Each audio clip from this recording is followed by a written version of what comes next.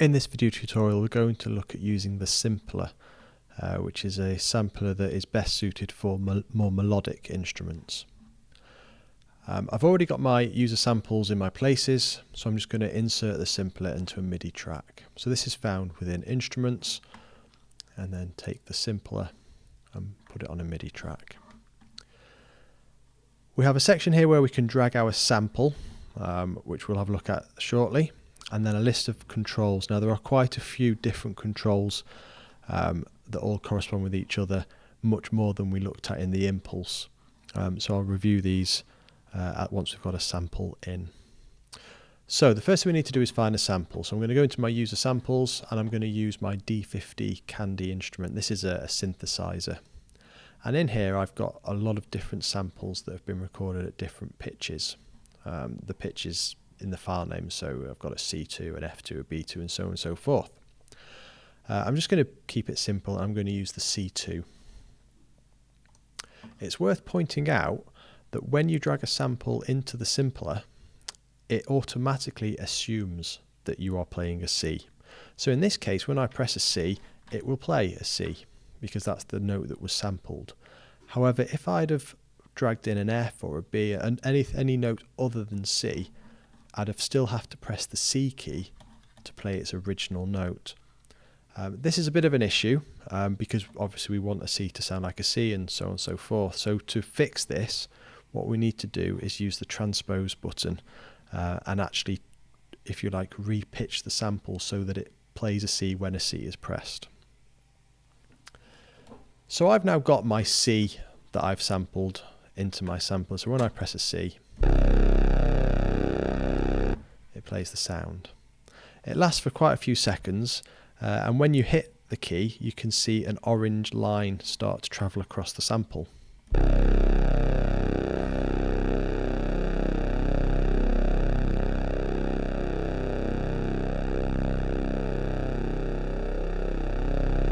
And it will play for as long as the sample lasts for, or until I let go of the key. So let's have a look at some of the parameters. We'll start here on the left hand side. I have a start position, so I can start the sample from anywhere within the entire sample itself.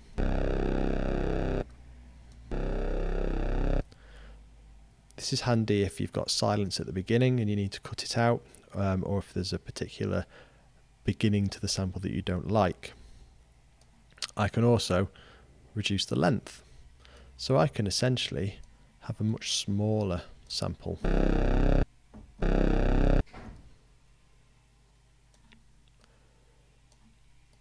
Notice that the start and the length operate together. The loop control allows us to loop a portion of the sample. So this sample lasts for approximately 10 seconds. If I want it to last longer, if I'm going to press the key for longer than the actual sample lasts for, then I need to loop a point of it until I let go of the key. So I'm going to press the loop button and these controls become active. So my loop sets a loop point, and it's determined, the loop itself is the start point of the loop, and then the length is the end of the sample as it was previously. So I can find a section that I like the sound of and have a listen to it and see if it works.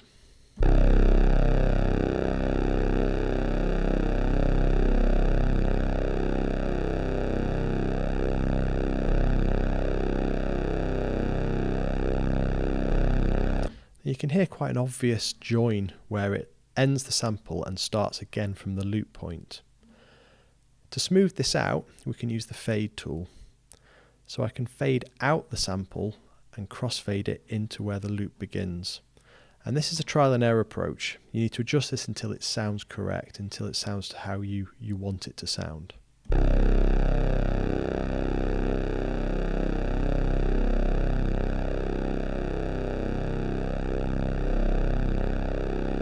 And if it doesn't work, we can adjust the loop point.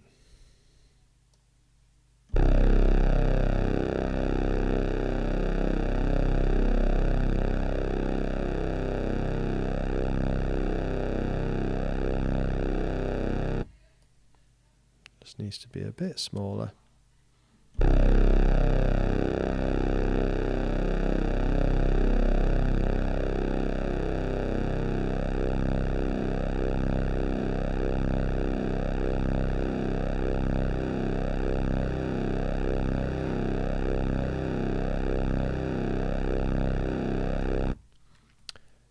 takes a bit of time, and I'm not going to perfect this during this tutorial. It will take too long. But the basic controls, you just adjust them until you have something that you're happy with. The snap button allows the start points and the loop points to snap to what is known as a zero crossing point in a waveform. This should ensure that you don't have any clicks and pops with that selected, and I would recommend that most of the time you need snap selected. Below this section we have a filter. By default it's turned on and we have it set to a low pass. Again, we can choose different types of filters depending on what the sound we're after. We have a frequency cutoff and a resonance.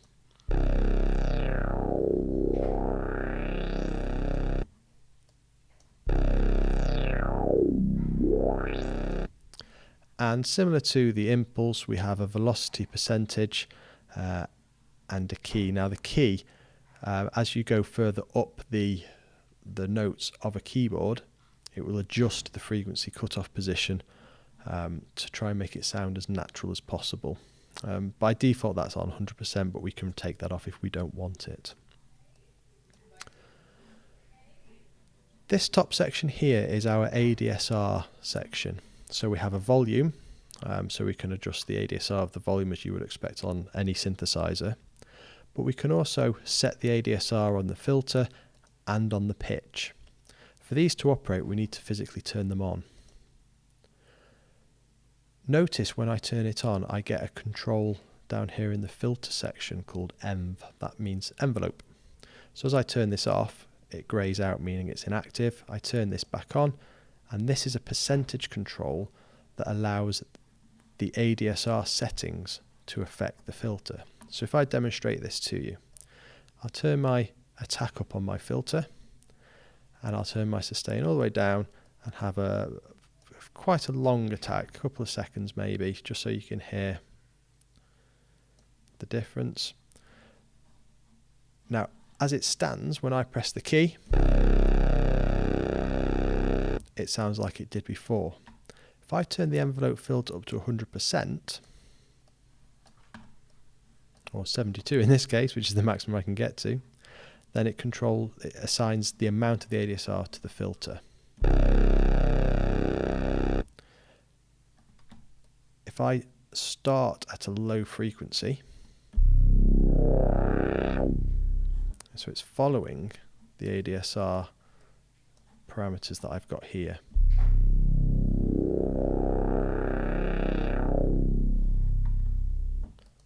Turn my filter off, turn it back on. For now I'm going to leave this turned off. The pitch does the same thing, only this time we have an envelope control down here that highlights, and this controls the pitch. So if I turn again up to a few seconds just so you can hear, and I bring my sustain, leave it at 0 so I'm not going into the negative pitch, and turn my envelope up,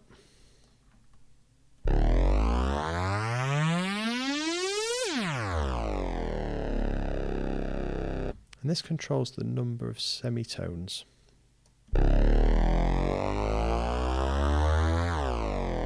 And therefore the maximum pitch that it can achieve.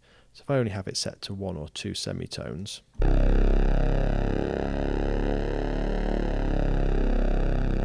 and this controls the time that takes.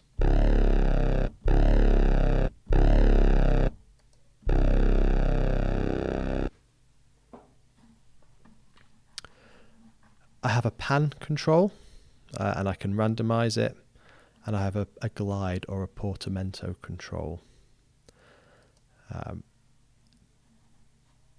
We'll look at those shortly. Over here I have a master section for the volume and the velocity percentage that we can use on the sample. Voices corresponds with the number of keys that can be played simultaneously, up to 32, but 6 is more than enough for what I need.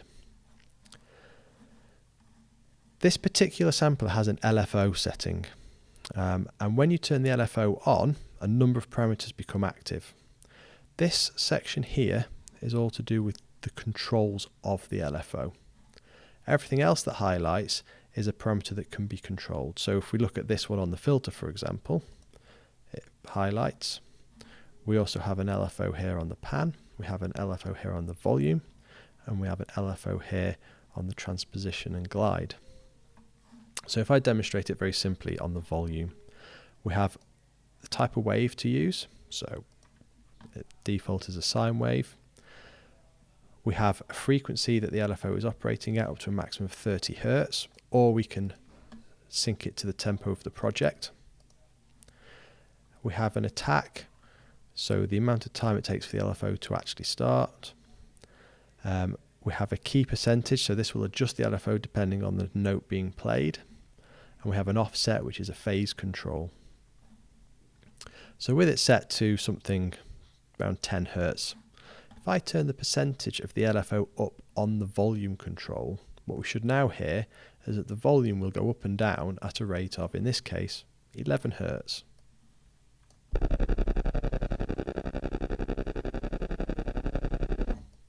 I can reduce the intensity of this.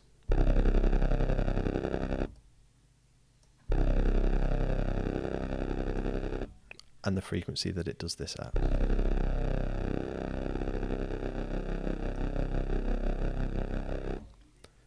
If I turn my attack all the way up, so let's set it to around about a second, what we should hear is the sample play, and then around a second into it, the envelope start to, the LFO start to affect the volume. If I set it a bit longer to make it a bit more noticeable.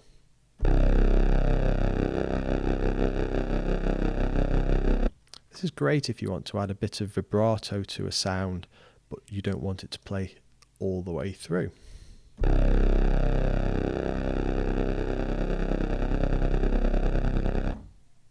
Okay. The same is true for the filter and any other control with the LFO. That's your basic introduction to Ableton's Simpler.